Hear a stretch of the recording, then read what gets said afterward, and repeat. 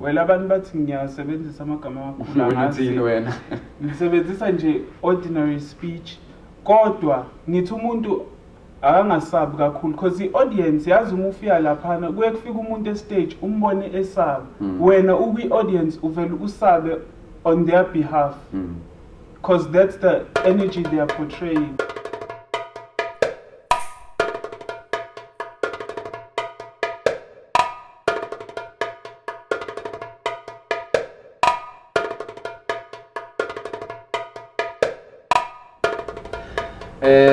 Sanibonani asiphinde sinamkeleke futhi kulolu hlelo lolu namhlanje lokho ke ingqayizivele lu extraordinary Izinkondlo Ziyaphilisa bazalwane siyabonga ke futhi nokuthi niphinde nihlale nathi nisilandele nibuke konke lokho kuhle esikwenza uma sinilethela ama poets ahlukahlukene from different walks of life. Namhlanje ke ngiphethe insizwa yale stenga igama lakhe uLethu Nkwanyana. Ngizazomxoxela ukuthi ngimazi nini futhi ngimazelaphi lo mlisa lo. Sawubona mfethu.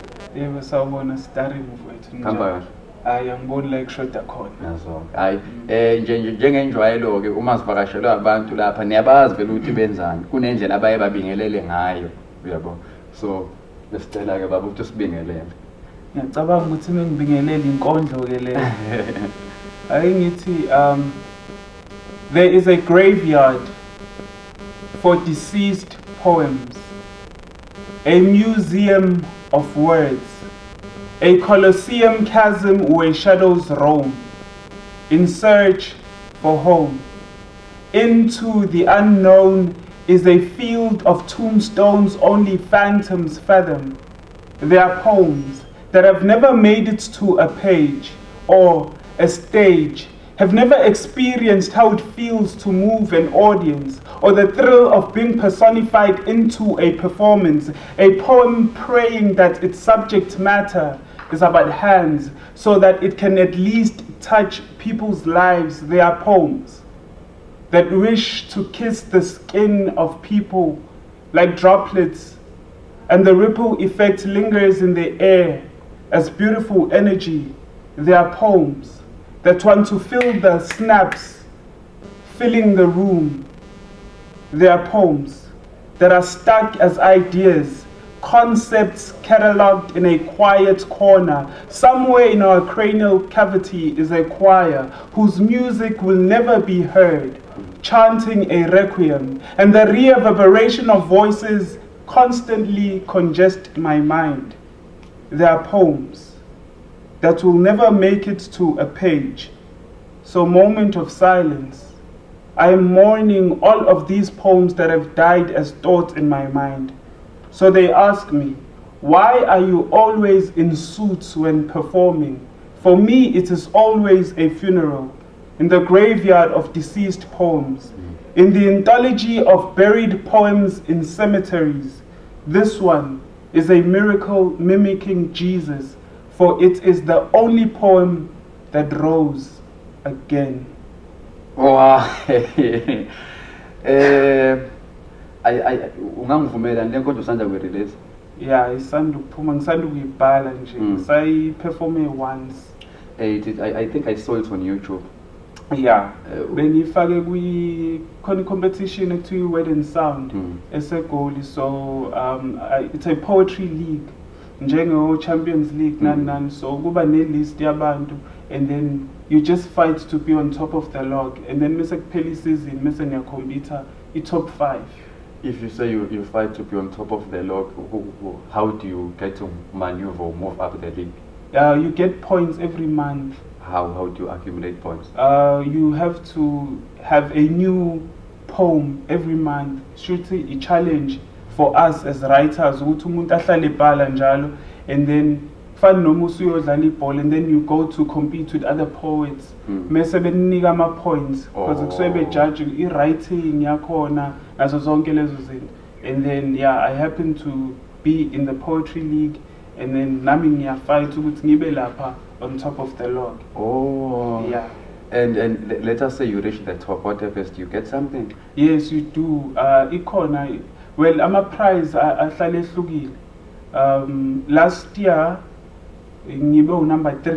You look, I did get something. Yabo khona imali ngathola cash prize. Oh bengizothi ufuna ukuyibuza le something ukuthi yeah, number 1 wathola okuthe xaxa ngoba bathi bompublishele ezinye izinto zakhe bemfake nje kumanye ama anthology yakhona. Yeah. And the poem you just recited ingikhumbuza enye into engihlezi ngikhuluma ngayo ukuthi kunenkondlo eziningi ezike zabhalwa engakaze yahaywe ezinye izinto zifika ziyimicabango mhlawumbe umcabango olayini owodwa and kuwe yabona lento isengaba iphome phela but ugcina ungayibhala ngigcina iphele kanjalo kokunye uyayikhumbula uphinde ungayikhumbuli yabo ziningi inkondlo ofana ngabe ziyaziwa kodwa zaziwa exactly my point. Yeah, so ngicabanga ukuthi iyo lento eyenzeke kule nkondlo ukuthi mina there are a lot of poems engiyicabanga ukuwabhala but they've never had the opportunity ukuthi ngiwaperform somewhere because agcine la emqondweni wami. So sengiyasho ukuthi yazi kuzo zonke lezi inkondlo ile eyacishe yafa. But ingakho egcineni ngithe this one is a miracle mimicking Jesus, for it is the only poem that rose again out of all these poems that have died in the mind. This is the only poem that was able to live izwe audience. That is why I'm performing this poem. So now uperforma kwakho le poem le sokuvuka kwayo sekuvuka kwayo emathuneni. Yes. Bafethu ngiyangizwa kusenganalize isingisi. So kahamba matarisi umuntu uzoyibuza uLethu Nkwanyana waseSteng usifunda lesi singisi esingaka. Why did you opt to to ukuthi ngibhale ngesingisi? Angazi mhlawumbe ngaba nenhlanhla nje hayi ukuthi ngangiqondile nami ngicabanga ukuthi a poem into esuke ibhalwe ngesingisi hayi ukuthi mhlawumbe khona la engaya khona. So I remember ukuthi when I wrote my first poem I was in church bacela nje esontweni kwathiwa I used to go to a white school. Kwathiwa wena uhambe ezikoleni zabelungu sicela usenzele inkonzo because kwakusuka abelungu abaqhamuka phesheya eGermany. So we had to welcome them. Kwathiwa awenza inkondlo uba welcome vele nina nibhala izinto zesingisi. Ngathi angikwazi ngaze ngayibhala inkondlo before. So I went home and I just wrote a poem out of nowhere. Kodwa ngifunda iBhayibheli yabo ngiphinde ngithathe lapha nalapha and then I was able to construct a poem. When I performed it for the first time everyone was moved. Yabo even my father was in the audience and wasukuma because naye ajwayele sijwayele ukukhuluma njengoba ngikhuluma usezulimi ukuthi umfana wami manje ukhuluma isingisi useyasukuma useshaya izandla. And then I fell in love with poetry ever since. What year was that? It was 2012. 2012. Yeah. Isimningi ngile minyaka waqala ukukhuluma isingisi kanje phambi kwabantu. Yeah. Ngo-2012 nje nganginenkondlo eyodwa and then base bafuna ukungibhuka abantu not thinking that vele into yami. So balokhu bengibhuka la engiyakhona lokhu ngihamba ngale nkondlo eyodwa. Kwaze kwaba u-2013 lokhu. If these people book you, do they pay you? Or were they paying you at that time?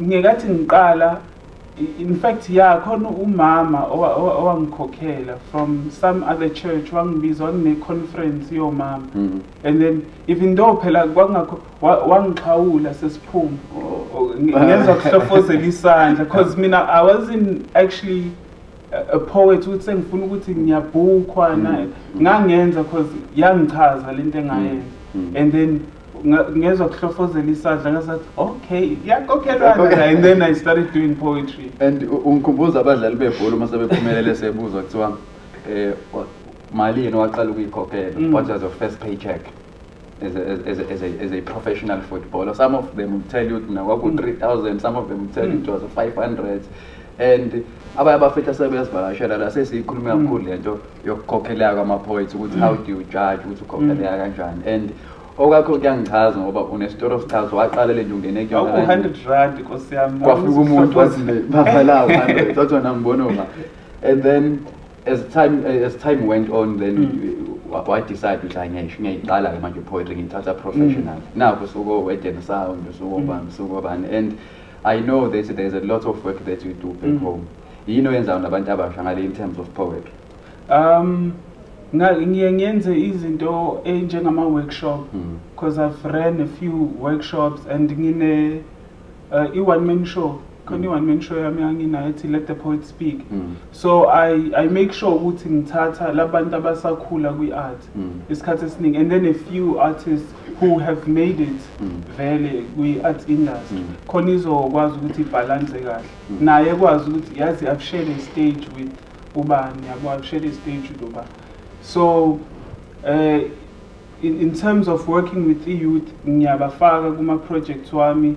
I've workshopped them, and kukhona i-poetry session ekuthiwa kumele kwazi khona ngi-CFO ikuphi isestem kumele kwaziwe. It's a poetry session kumele kwaziwe. Ngikhumbula khona eyakamasho kuthiwa ikusho bani.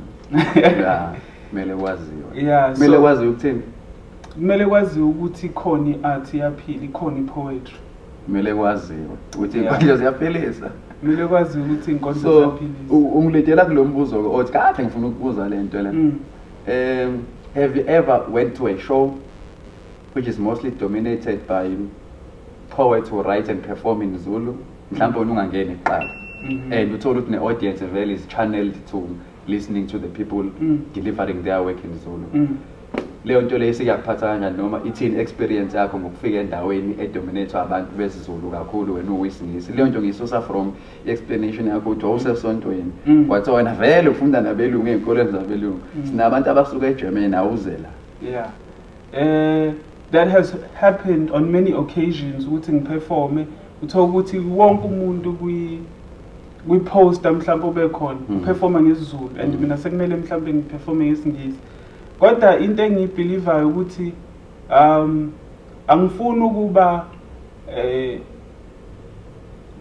challenged by i-audience yami. So mina ngiyazi ukuthi I'm not socially illiterate.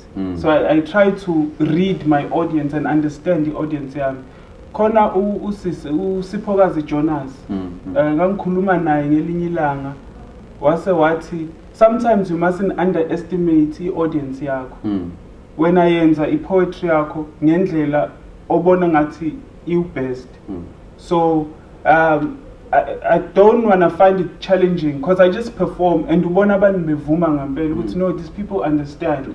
Because even on my show I once performed and my aunt ongekho muhle kakhulu ngesingisi oyenga understand lutho, but later on ngamuzwa ethi ikhona inkondlo yakho ongenzeleyo nangesingisi. Ivele yangithinta but akazwanga lutho. Sometimes kuba umoya ukuthi did you understand the energy, because you are just passing around the energy when you are on stage. So ungathini ke mhlambe kumuntu mhlambe usakwi-level engaphansi mhlambe kwakho noma kumuntu okwi-level yakho but othi yena ulekhe confidence yokuthi ame phambi kwabantu ngoba akayithembi kangako ukuthi angavele ashaye off lapha ka-stage. No, nevertheless, right in front of people, and especially in a context where the show is mostly dominated by ama-poets aphala nesiZulu. Yeah, no, I don't think it's about mhlawumbe amagama amakhulu. Well, abantu bathi ngiyasebenzisa amagama amakhulu Uthini wena? Ngisebenzisa nje ordinary speech, kodwa ngithi umuntu akangasabi kakhulu because i-audience yazi uma ufika laphana kuye kufika umuntu estage umbone esaba, wena ukwi-audience uvele usabe on their behalf because that's the energy they are portraying. So ne-audience isuke ikusabela uma ulaphana estage. So uma ufika laphana you just need to try by all means ukuthi ube confident, ungenzi audience izifile sorry because they are not there ukuthi bafuna ukuzokujudge ukuthi nangu kuseyabheda noma. So just go there, do your work. Nakhona khona izinto engama open mic na zonke lezi, so these things help you to practice and rehearse. Khona uma usukwazi ukuthi ufike kwi stage you need to constantly perform for abantu abahlukahlukene so that you can be able ukuthi uma ufike stage ukwazi ukuyiqubula yonke leyo heaviness leyo and perform at your best. Bengizothi uyiqubule yonke leyo happiness, heaviness bazalwane. Do you have a stage name or a tagline? Angazi ukuthi bazothi stage name noma yini. Mhlawumbe ngathi ukuze nami methi phinda ubhale bese eyisholo kanjani na inkondlo ziyaphilisa. Yabo kunento nje isho umuntu no page na page yabo into yami nami nje mengiqeda nje kuvele ngithi let the poets abantu mesibethi speak ngoba ngayichaza ngelinye ilanga ukuthi mina I believe that God is a poet. So mina mengikhuluma I believe that I'm just letting God speak through you. So mengilaphana just let the poet speak. Mina I will be silent. Ngisho ukuthi I've learned the art of being silent on stage and I let the poet speak through me, which is God. So when you're on stage kusuka wena otangawena. Yeah, so it's a different being usuka on stage. Njenge mic nje ukuthi khona uzokhuluma kwi mic and then kusuke kungakhuluma ispeaker. Kusuke kukhona okhulumile and then wena yeah. Bangikhumbuza lento engihlala ngikhuza kubantu ukuthi i-mic vele umsebenzi wayo kumemeza yabo. Mawusuthi wena yey khona la vele lento umsebenzi wayo ukuthi imemeze yabo. So from the information onginikeze yona you told me you busy nalento ye-wet sound and you're trying to release your stuff. What do you want to achieve with your poetry? In terms of poetry, into engifisa ukuyi-achieve kakhulukazi, well, I wish to be international. Okay, that's for my satisfaction. Okungasahlangene nokuthi kuthinteka abantu nani ukuyijabulisa. But ngiyafisa ukuthi abantu bethathe i-message mhlambe ezinye izinto engikhulumayo because a lot of my poems afaka uNkulunkulu phakathi. So it's like ministering. So nje I want people to find izwi laNkulunkulu lethi engangathintwa intshumayelo kahle kahle. So I want people to be changed by my poems. Ikholiwe ke lencebo bazalwane, ikholiwe lencebo kakhulu. Ungixoxele kakhulu ngejeni yakho. Ngangabe ngisabuzwa ukuthi mhlawumbe usonta kuphi. Ngoba ngiyakuzwa nje mawukhuluma kancane uNkulunkulu akasali. Noma umile uthi wena it's not you but God is speaking through you and all of that. So sekuyanikeza i-picture na idea ukuthi umuntu oyikholelwayo and maybe i-audience yakho nayo would also love to know ukuthi let the poet speak. Ngisonta Evangelical Lutheran Church. Yeah. Youth leader futhi khona. Umluthane. Kusafanele sixoxe. Kusafanele sixoxe umluthane. Kufanele sixoxe ngoba nami ngikhule ekhaya lamaluthela. Yeah, nje ngikhule ekhaya lamaluthela. Till today ekhaya nje. Mangihamba lapha esikhomeni sami hlezi ngiphethe iculo mina. Ngithanda number 14. Unkulunkulu luyavela uthando ungumthombo. Asibambeke bangcele leso sothola nenkonzweni. Sabonga kakhulu mfethu lethu and I really respect you for the work you are doing for abantu abasha and nembalo nje yakho ku-right mfethu ukubona umuntu ehluka futhi especially ngoba uqhamuka kuleli side lengale. Most people bacabanga ukuthi uma wenza iport fanele uzufike eThekwini edolobheni elikhulu njengeTheku. Kanti ungayibangela umsindo wakho lapho. And yeah, one person I know traveled because of poetry.